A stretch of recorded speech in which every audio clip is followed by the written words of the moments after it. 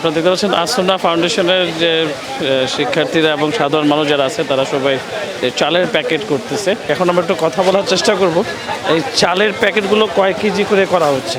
চাল ম্যাক্সিমাম আপনার 10 কেজির ওপরে হয়ে যায়, বেশি হয়ে যায়। ডাল 2 কেজি বরাবর টোটাল। তারপরে আপনার খেজুর আছে 1 কেজি, তেল আছে 2 কেজি, লবণ আছে, ডাল, তেল, খেজুর, চাল। খেজুরটা সাধারণত অনেক সময় রান্নার ব্যবস্থা থাকে না, খিদা নিবারণের সবচেয়ে ভালো একটা মাধ্যম হলো খেজুর। সেই ক্ষেত্রে মনে করেন খেজুরটা দেওয়া হয় 1 কেজি প্লাসও হয়, বেশিরভাগ প্লাস বেশি হয়, ঠিক আছে। এই বরাবর দেওয়া হয়, মানে মনে করেন যেখানে রান্না বান্নার সুযোগ নাই, খেজুর খাওয়ার পর যেন ক্ষুধা নিবারণ করতে পারে। শুনলেন যে এখানে কি কি দেওয়া হচ্ছে আসুন্না ফাউন্ডেশনের পক্ষ থেকে, এবং এটা তো প্রতিদিনই হচ্ছে কতদিন ধরে? হ্যাঁ আলহামদুলিল্লাহ। তো আপনার আমি আজকে 5 দিন ধরে আসছি, এর আগে আরও 2-4 দিন ধরে মোটামুটি আরও সপ্তাহখানিক যাওয়ার পরিকল্পনা আছে। যে এখনও তো অনেক পানিবন্ধ মানুষ আছে না, তা আমার যেই ডোনেটটা আমি ওইখানেই করছি। আমি আসছি আবার সাভার থেকে, ঠিক আছে। তো এটা তো সবাই আল্লাহর খুশির জন্য আর মানুষের জন্য, এতটুকুই। বাকিটা আল্লাহ সবাইকে কবুল করুক। সবাই আমি চাই আলহামদুলিল্লাহ সবাই এখানে ডোনেট করবেন, করলে কি এখান থেকে সুন্দর একটা পরিকল্পনাভাবে মানুষকে সাহায্য করতে পারে, মানে একটা সুশৃঙ্খলভাবে মোটামুটি কম বেশি সবাই সহায়তা পায়। হ্যাঁ, ধন্যবাদ। শুনলেন আপনারা যে এখান থেকে অনেকে সহযোগিতা করছে, সেও এখানে শিক্ষার্থী না, এখানে আসছে তার যে ফান্ডিং যে টাকাটা ছিল সেটা এখানে ডোনেট করছে। আসুন্না ফাউন্ডেশনের যারা এই ত্রাণ সামগ্রী প্যাকেট করছে তারা অনেকেই কিন্তু কাজ করতে করতে একটু ক্লান্ত হয়ে গেছে, এবং এখানে অনেক মানুষ এখানে বসে, ছোট মানুষকেও দেখা যাচ্ছে। আপনাদের সাথে কথা বলবো। আপনি এখানে কখন আসছেন এখানে? সকালে কি করলেন এসে? কাজ করেছি।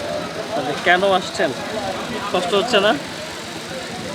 হ্যাঁ, কি কাজ করলেন আপনি? পানি খাওয়াইছিস?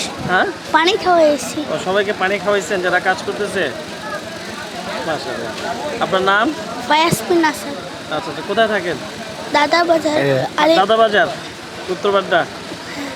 আচ্ছা, দাদা বাজার থেকে আসছেন। আর কে আসছে সাথে? আমার আব্বু। কোথায় আব্বু? কাজে কাজ করতেছে। আচ্ছা, আপনারা সবাই কি এলাকার নাকি আরো দূর থেকে আসছেন? গাজীপুর থেকে আসছি। গাজীপুর থেকে আসছেন।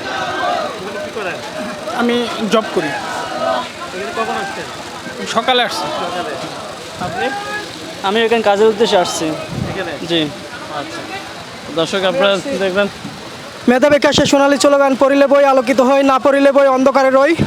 ইসলামিক বই পড়ি, নবীর আদর্শ জীবন করি। আমি তেজগাঁ তিব্বতের মোড় থেকে আসছি। আমি মূলত এইখানে আসার পরে সকালঘর থেকে চাউল নামালাম এবং টাকে লোডিং আনলোডিংয়ের যে কাজগুলো সব কাজগুলো করলাম। সর্বশেষ এখন চাউল ভরার পরে আমি এইখানে এসে একটু রেস্ট নিচ্ছি আর কি।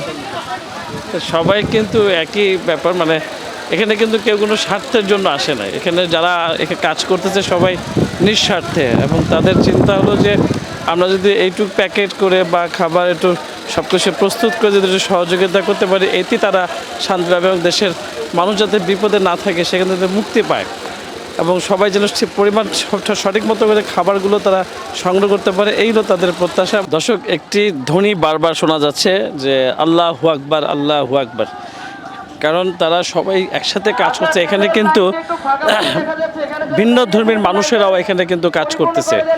মাইকে বারবার বলতেছে যারা ইসলামের বাইরে যে ধর্মীয় মানুষ যারা আছেন তারা একটু এসে যোগাযোগ করেন, হয়তো এখানে খাবারের বিভিন্ন রকম ব্যবস্থাও করা আছে।